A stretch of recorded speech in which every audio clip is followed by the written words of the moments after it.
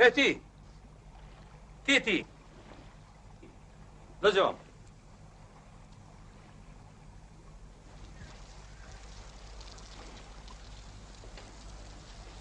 Imaš li ti radnu dozvolu?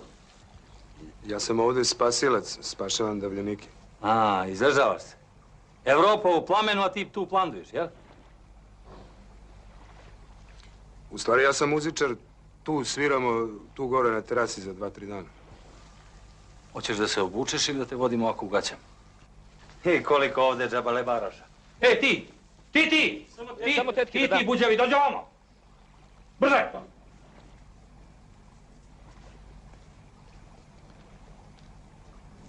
A jesi li ti muzičar?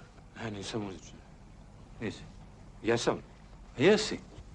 U stvari, jesam. A jesi, a? Pa ne, kažem, nisam. Samo tetki da odnesem lek, pa ću... Naći će se i bez tebe. Brže kod kapije tamo. Gospodine, to su muzičari. Umetnici. Umetnici. A, to su pravi Beograđani.